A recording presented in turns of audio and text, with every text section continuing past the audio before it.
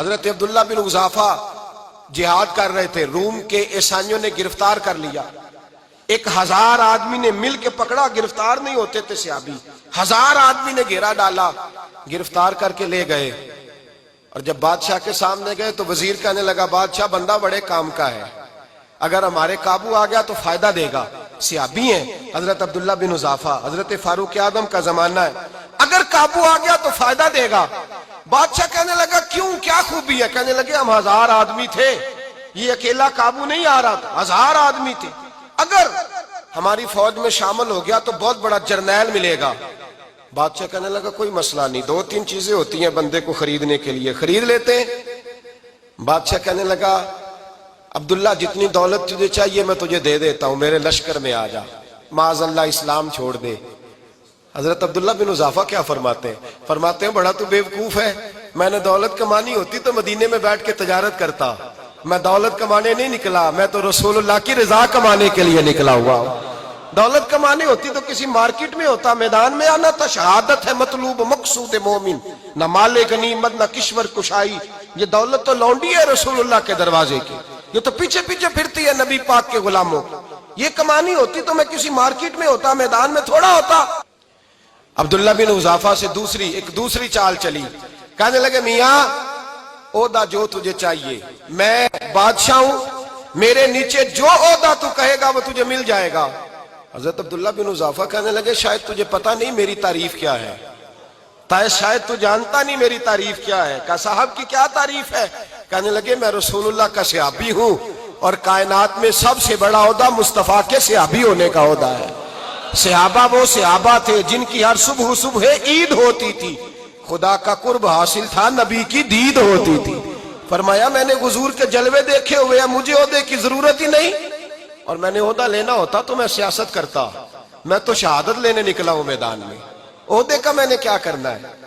اب بادشاہ کہنے لگا اسے قتل کر دو، وزیر کہنے لگا نہیں ایک بات اور ہے، مجھے ایک چال اور چلنے دو۔ کہا وہ کیا؟ کہنے لگے میری بیٹی بڑی خوبصورت ہے، مجھے موقع دو، اپنی ہی بیٹی کو سجا بنا کے، وہ جوان جس کی جوانی اتنی بڑی ہے کہ 1000 آدمی مقابلے میں کھڑا نہیں ہوتا، اس جوان کے کمرے میں رات کی تنہائی میں بنا سوار کے بی بی کو بھیجا۔ وہ بی بی کہتی ہے میں ساری رات بن سور کے اس صحابی کے کمرے میں بیٹھی رہی، لیکن یہ کیا شخص تھا، ساری رات ہی مصلے پہ بیٹھا رہا، ساری رات ہی، کچھ دیر تھک جاتا تو یہ کریم رسول پہ درود پڑھنا شروع کر دیتا۔ بی بی کہتی ہے سحری ہو گئی تو میں نے چھو کے دیکھا کہ انسان ہے کہ جن ہے، یہ بندہ ہے کہ فرشتہ ہے، چھو کے دیکھا۔ کہنے لگے پیچھے ہٹ جا، میں نے کہا میں نے تو سنا تھا تو 1000 کے مقابلے میں ہے، اور تو اتنا بے حس ہے کہ بنی سوری دلہن بیٹھی ہے، تو نے نظر نہیں کی؟ عبداللہ بن حذافہ، بی بی کہتی ہے نظر پھر نہیں اٹھائی، نظر پھر جھکی ہوئی ہے۔ کہنے لگے بی بی میں مجبور ہوں، اب میرے اوپر کوئی حسن نہیں چلتا، میں نے جلوہ بدوحا کا دیدار کیا ہوا ہے، اب میری نگاہوں میں جچتا نہیں کوئی، اس لیے کہ جیسے میرے سرکار ہے ایسا نہیں کوئی۔ کہا بی بی اب نہیں کسی کا میرے اوپر جادو چلتا، میں نے مصطفیٰ کو، اور کہا ذرا پیچھے ہٹ کے بیٹھ، مجھے میرے رسول نے غیر محرم سے بچنے کا حکم دیا ہے، ذرا پیچھے ہٹ کے بیٹھ۔ سحری کا وقت تھا، وہ بی بی کہتی ہے اس نوجوان کے جملے میرا سینہ چیر گئے، کلیجہ پھٹ گیا، چیخ نکلی، میں کفر کے عالم میں روئی۔ میں نے کہا مجھے بتا تو صحیح، آخر یہ جذبہ کہاں سے ملتا ہے، آخر یہ روشنی تو میں نے دیکھی نہیں، کہاں سے آتی ہے؟ ایک میرا باپ ہے جو بنا سور کے مجھے تیرے کمرے میں چھوڑ گیا، بتلا یہ کہاں سے کیف آتے ہیں؟ عبداللہ بن حذافہ کہنے لگے اگر کیف لینا ہے تو بھی میرے مصطفیٰ کا کلمہ پڑھ جا، آجا دروازہ رسول پہ جھک جا، مل جائے گا۔ سویرے دروازے پہ باپ آیا بیٹی سے رزلٹ لینے، دروازہ کھولا تو بیٹی نقاب پہنے باہر آئی۔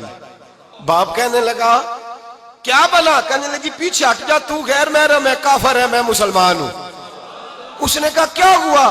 کہنے لگی تیرے جیسے کو باپ کہوں، تیرے جیسے کو جو مجھے استعمال کر رہا تھا، میں تجھے باپ نہیں مانتی، میں اب رسول والی ہو گئی ہوں، میں حضرت فاطمہ کی کنیزہ ہو گئی ہوں، میں اب نبی کریم کی خادمہ ہوں، خبردار میرے قریب نہ آنا۔